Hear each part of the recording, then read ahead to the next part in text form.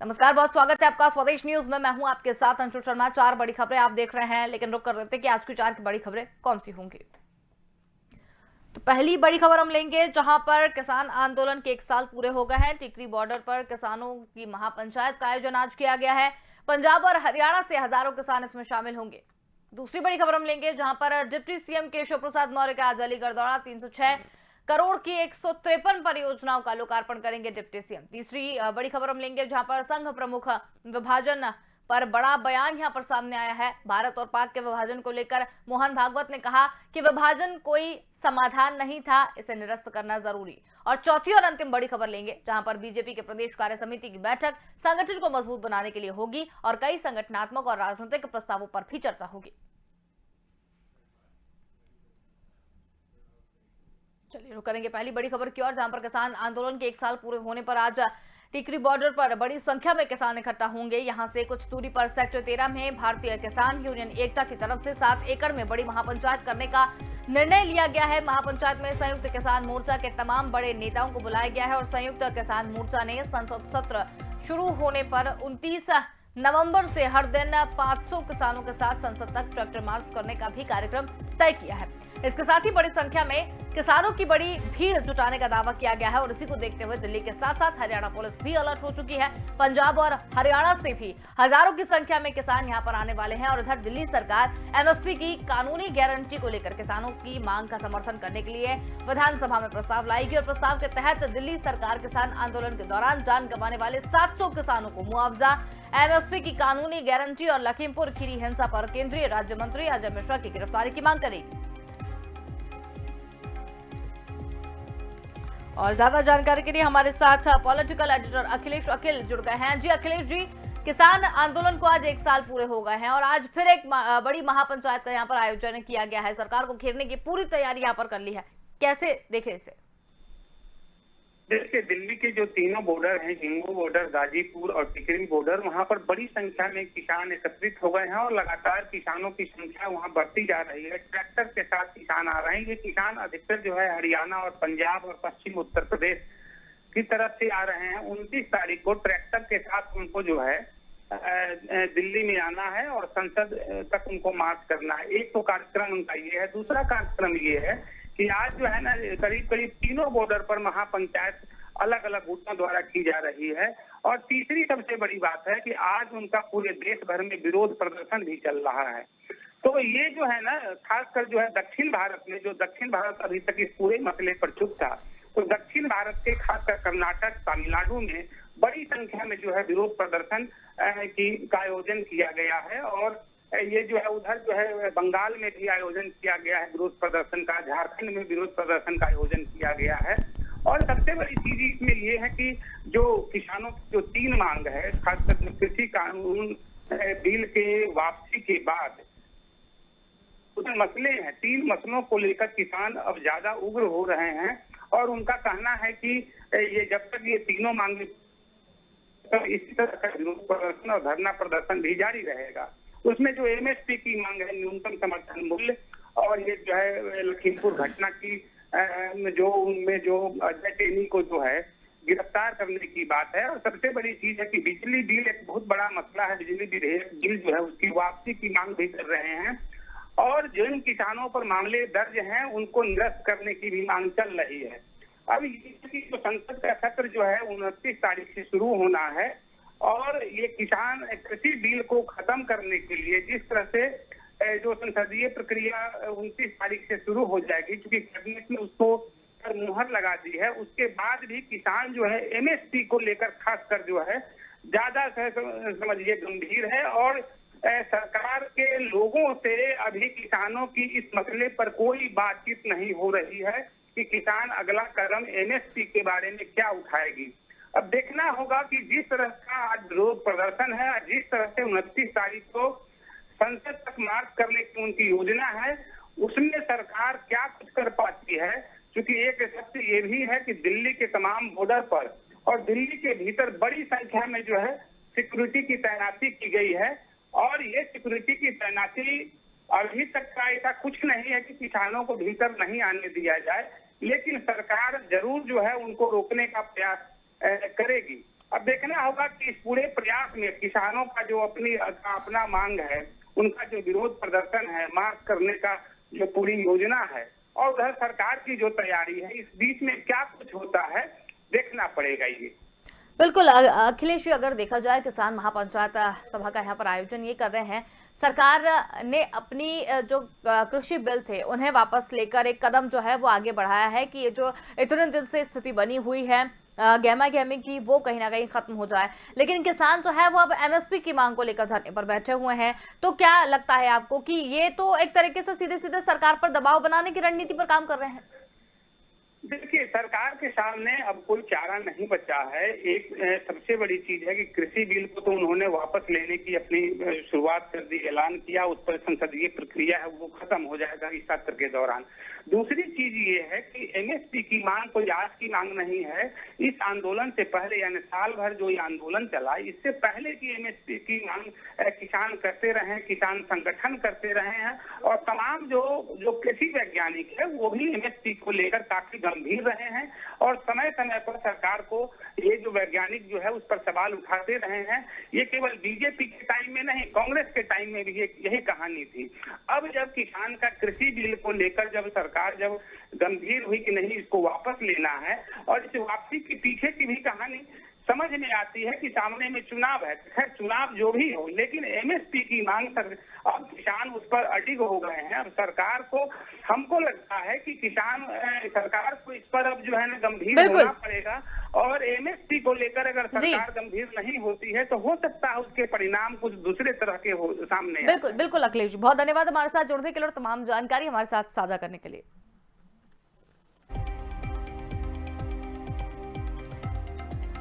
तो किसान आंदोलन के 1 साल पूरे हो गए हैं। टिकरी बॉर्डर पर किसान की महापंचायत आज फिर रखी गई है। पंजाब और हरियाणा के हजारों किसान इसमें शामिल होने वाले हैं। संयुक्त किसान मोर्चा के तमाम बड़े नेताओं को इसमें बुलाया गया है। आज किसान आंदोलन को पूरा हुआ 1 साल। चलिए, एक और बड़ी खबर की ओर रुख करेंगे, जहां पर सूबे के उप मुख्यमंत्री केशव प्रसाद मौर्य शुक्रवार को अलीगढ़ जाएंगे। सरकारी कार्यक्रम के साथ ही पार्टी के कार्यक्रम में भी वो प्रतिभाग करेंगे। उप मुख्यमंत्री कारसी बाईपास स्थित सर्किट हाउस में आयोजित कार्यक्रम में अलीगढ़ और एटा के विकास से जुड़ी लगभग 306 करोड़ रुपए की 153 परियोजनाओं का लोकार्पण और शिलान्यास करेंगे। डिप्टी सीएम दिल्ली से रवाना होकर सड़क मार्ग के जरिए अलीगढ़ तक पहुंचेंगे। यहां वो विभिन्न योजनाओं का शिलान्यास करेंगे और अधिकारियों की समीक्षा बैठक भी लेंगे, जिसके चलते शहर के विभिन्न प्रमुख मार्गों पर भारी वाहनों का प्रवेश वर्जित रहेगा। वहीं जिले के बाहर से आने वाले वाहनों को बाहर से ही निकाला जाएगा। वीआईपी मूवमेंट के चलते रूट डायवर्जन की व्यवस्था सुबह 9 बजे से लागू हो जाएगी, जो कि डिप्टी सीएम के जिले से रवाना होने तक लागू रहेगी।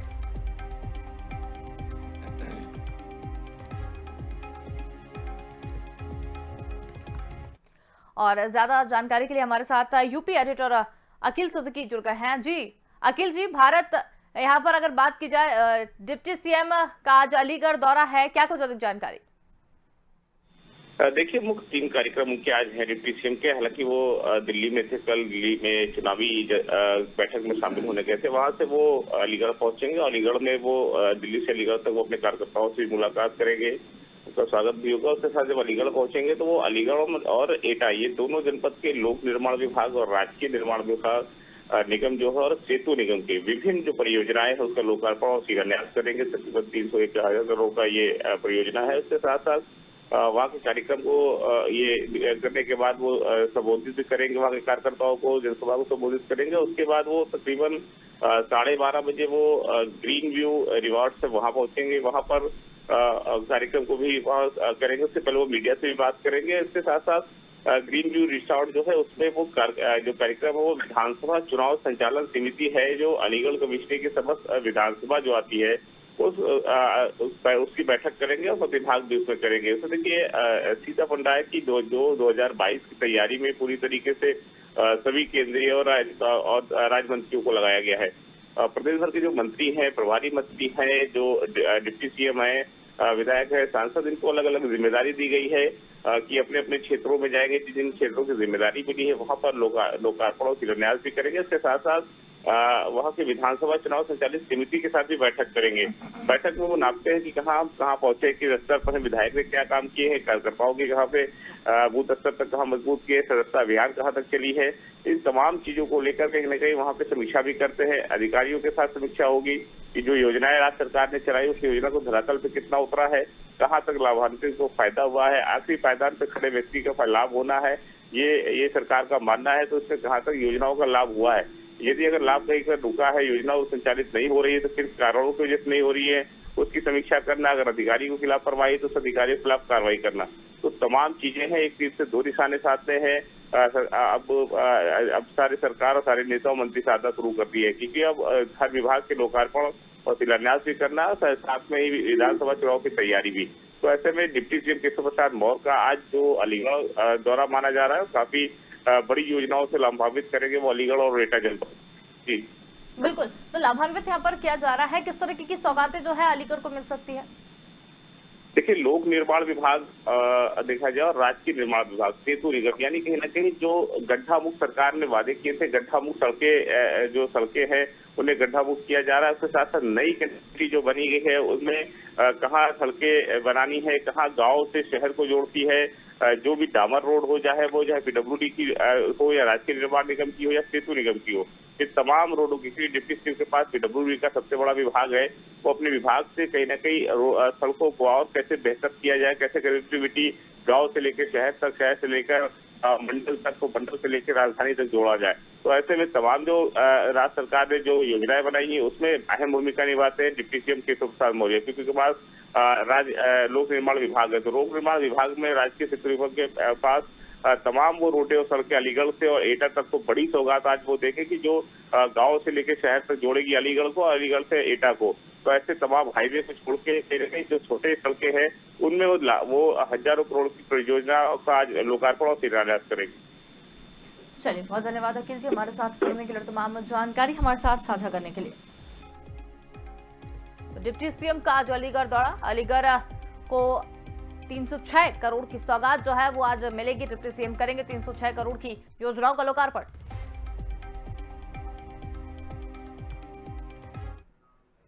चलिए, रुक करेंगे अगली खबर की ओर, जहां पर भारत और पाकिस्तान के विभाजन को लेकर संघ प्रमुख मोहन भागवत ने एक बड़ा बयान दिया है। राष्ट्रीय स्वयंसेवक संघ चीफ ने नोएडा में एक पुस्तक विमोचन कार्यक्रम में कहा कि विभाजन कोई भी समाधान नहीं था, न तो भारत इससे खुश है और न ही इस्लाम के नाम पर इसकी मांग करने वाले। मोहन भागवत ने कहा कि मातृभूमि का विभाजन कभी ना मिटने वाली वेदना है, ये दर्द तब खत्म होगा जब विभाजन निरस्त होगा। ये नारों का विषय नहीं, नारे तब भी लगते थे लेकिन विभाजन हुआ, ये सोचने का विषय है। उन्होंने आगे कहा कि हिंदू समाज को संगठित होने की जरूरत है, हमारी संस्कृति विविधता में एकता है, इसलिए हिंदू ये नहीं कह सकता कि मुसलमान नहीं रहेंगे। अनुशासन का पालन सबको करना होगा, अत्याचार रोकने के लिए बल के साथ सत्य भी आवश्यक है। पॉलिटिकल एडिटर अखिलेश वकील हमारे साथ यहाँ पर जुड़ गए हैं। जी अखिलेश जी, संघ प्रमुख का विभाजन को लेकर एक बड़ा बयान जो है वो निकलकर सामने आया है। उन्होंने साफ तौर पर ये कहा कि विभाजन कोई समाधान नहीं था, कैसे समझे इसे? देखिए, भागवत जी का जो बयान है वो कंप्लीट जो है राजनीति से प्रेरित है और इस तरह का बयान भागवत जी अक्सर देते रहते हैं। खासकर जो भारत के संबंध में जो है वो हर आदमी जानता है इस देश का कि भारत का जो विभाजन हुआ वो बिल्कुल मैंने एक तरह से समझिए कि चिंता का विषय था और नहीं होना चाहिए था। लेकिन जो है राजनीति जिस तरह के परिदृश्य खड़े होते हैं हुआ वो, और जो भी है, हालांकि उसने विभाजन से अलग हुए किसी देश का नाम नहीं लिया, लेकिन जाहिर सी बात है कि जिस तरह से इस्लाम के नाम पर या इस्लामीकरण के नाम पर जिस तरह से जो है पाकिस्तान का निर्माण हुआ, फिर बाद में 71 में जो है बांग्लादेश बना, जाहिर सी बात है कि सारे ये भारत के ही सब अंग हैं। और भारत के समझिए कि भारत ये मैंने विभाजन के बाद जो है भारत की स्थिति अगर कमजोर हुई है, भारत अगर ये पूरा एक रहता तो जाहिर सी बात दुनिया का सिरमौर बना रहता। और भागवत जी इस तरह के बयान बराबर देते रहे हैं, लेकिन हालिया बयान जो है वो समझिए कि राजनीति से प्रेरित है और समझिए कि कहीं ना कहीं ये बातें कही जा रही है कि आगामी जिस तरह से उन्होंने प्रधानमंत्री किसी भी देश के राजा के बारे में एक उदाहरण उन्होंने दिया, उन्होंने कहा कि राजा को सभी प्रजा पर एक नजर रखनी चाहिए, सबके साथ कल्याण की बात करनी चाहिए। इसके भी अपने अलग अलग मायने निकाले जा सकते हैं। तो कुल मिलाकर ये है कि देश में जिस तरह से समझिए कि हिंदू हो, मुसलमान हो, जितने भी धर्म के लोग रहते हो, वो समझिए कि सब जो है एक तरह से प्रजा है, और राजा को अपनी एक नजरिए से सबको एक तरह से उसको देखने की बात कही है उन्होंने। तो जाहिर सी बात है कि विभाजन जो है, विभाजन को कौन सही कह सकता है? विभाजन तो समझिए कि गलत है ही, गलत हुआ, गलत तरीके से हुआ। लेकिन आज उसी विभाजन के कारण भारत हो या पाकिस्तान हो या बांग्लादेश हो या जो भी हो, समझिए कि उसकी स्थिति क्या है सबके सामने में है। संघ का समझिए, और खासकर बीजेपी और संघ दोनों की जो है अखंड भारत की कल्पना रही है कि भारत एक हो, भारत एक होगा तो मजबूत रहेगा। हमारी संस्कृति जो है, हिंदू, खासकर हिंदू संस्कृति काफी जो है समझिए काबिले तारीफ वाली है, पूरी दुनिया में इसकी चर्चा की जाती है, और इसी के तरफ वो इशारा कर रहे थे। और विभाजन को लेकर जो है समझिए कि आज के दौर में जो भी बातें की जा रही है, उससे एक समझिए कि अर्थ ये भी निकलता है कि सामने चुनाव है, हिंदुओं को एक होने की बात उन्होंने कही है, लेकिन मुसलमानों को भी कल्याण की बात कही है कि तो जो इस देश में है सब इस देश की प्रजा है, और सबको जो है अपनी हक की लड़ाई लड़नी है। उन्होंने ये भी बातें कही है। तो कुल मिलाकर विभाजन की जो बात है, विभाजन तो आज जो है 70-72 साल विभाजन के हो गए, अब इसकी चर्चा करना ही हम समझिए ठीक नहीं है। हाँ, संभावना इस बात की बनती है, क्या ये जो विभाजन हुए हैं, क्या ये एकीकरण हो सकता है? अगर एकीकरण हो सकता है तो अखंड भारत की कल्पना साकार हो सकती है, और यह भारत की जो भूमि है वो काफी मजबूत हो सकता है। दुनिया में समझिए सिरमौर स्थापित किया जा सकता है भारत की। तो ये है, भागवत के बयान को इसी रूप में देखना चाहिए। बिल्कुल, बहुत धन्यवाद अखिलेश जी हमारे साथ यहाँ पर जुड़ने के लिए और तमाम जानकारी हमारे साथ साझा करने के लिए। बड़ी खबर हम आपको बता रहे थे, जहाँ पर संघ प्रमुख मोहन भागवत का एक बड़ा बयान निकलकर सामने आया। भारत और पाकिस्तान के विभाजन को लेकर उन्होंने कहा कि विभाजन समाधान नहीं था। चलिए रुक करते हैं एक और बड़ी खबर की ओर, जहां पर बीजेपी प्रदेश कार्य समिति की बैठक शुक्रवार को भोपाल के मिंटो हॉल में आयोजित की गई। पार्टी अब 2023 में होने वाले विधानसभा चुनाव की तैयारियों में जुट गई है। विधायकों के साथ संगठन के पदाधिकारी को भी जिम्मेदारियां दी जाएंगी। खासकर आदिवासी और दलित वोट बैंक को साधने के लिए सत्ता संगठन के संयुक्त कार्यक्रमों की रूपरेखा भी तैयार की जाएगी। और इसके साथ ही बैठकों के दौरान आगामी पंचायत और नगरीय निकाय चुनाव पर भी फोकस रहेगा। बैठक में कुशाभाऊ ठाकरे जन्म शताब्दी वर्ष के आगामी कार्यक्रम को लेकर भी पार्टी के प्रदेश संगठन महामंत्री सुहास भगत और प्रदेश में होने वाले प्रशिक्षण कार्यक्रम को लेकर पार्टी के सह संगठन महामंत्री हितानंद जी सत्र को संबोधित करेंगे। बैठक के प्रारंभ में शोक प्रस्ताव पारित करने के बाद पिछली कार्य समिति की बैठक में कार्रवाई का अनुमोदन होगा। आपको बता दें कि कोरोना महामारी के चलते अब तक वर्चुअली बैठकों का दौर चला है, और अब कार्य समिति की ये एक्चुअल बैठक होने वाली है। और इस एक दिवसीय बैठक में 4 सत्र होंगे। इस बैठक को आगामी समय में होने वाले नगरीय निकाय और पंचायत चुनावों के लिहाज से महत्वपूर्ण माना जा रहा है।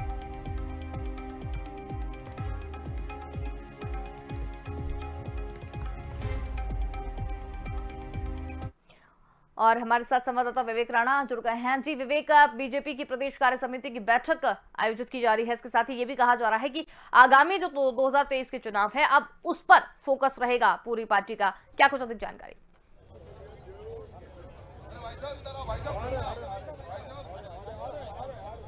बिल्कुल अंशुल, बात की जाए बीजेपी पार्टी की तो बीजेपी पार्टी की प्रदेश कार्य समिति की जो बैठक है वो कुछ देर बाद शुरू हो जाएगी। मगर बात की जाए मिंटो हॉल की तो मिंटो हॉल को पूरे भगमा मय जो कलर है उसमें रंगा दिया गया है। और बात की जाए कार्य समिति की बैठक में तो कार्य समिति की बैठक में तमाम मुद्दों पर चर्चा की जाएगी।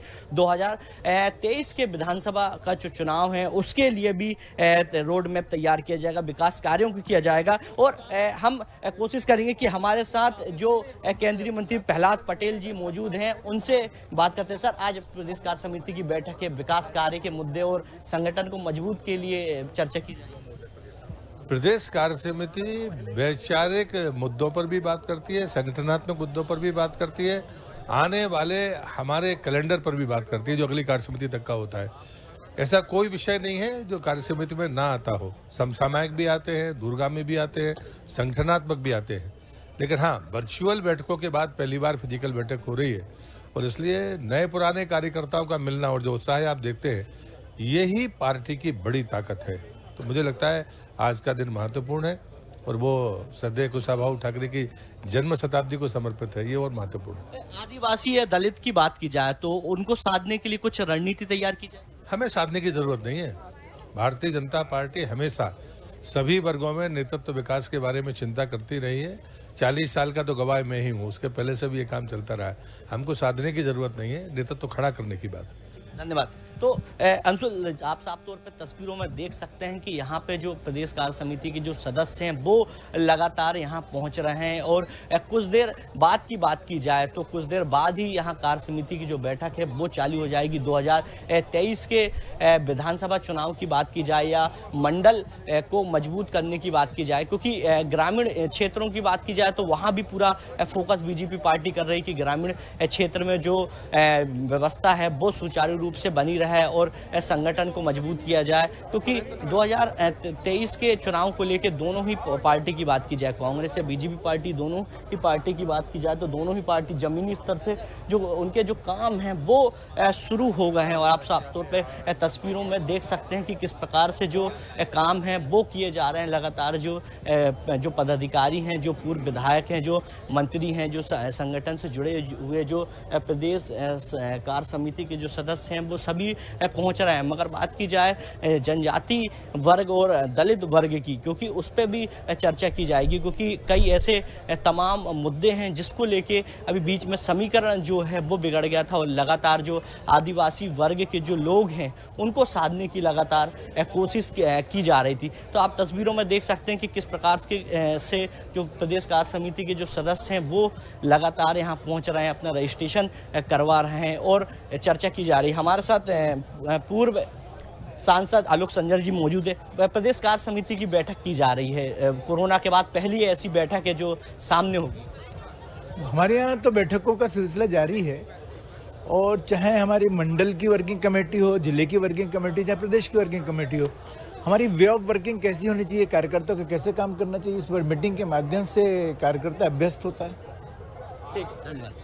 तो अंशुल, आपने देखा कि किस प्रकार से जो प्रदेश कार्य समिति की जो बैठक है वो शुरू हो गई, तमाम विषयों में चर्चा की जाएगी। जी बिल्कुल, बहुत धन्यवाद विवेक हमारे साथ जुड़ने के लिए और तमाम जानकारी हमारे साथ साझा करने के लिए। बड़ी खबर आपको बता रहे थे, बीजेपी की प्रदेश कार्य समिति की बैठक आयोजित की गई है। 2 साल बाद ये बैठक आयोजित की जा रही है। संगठन को मजबूत बनाने के लिए अब ये बैठक की जा रही है।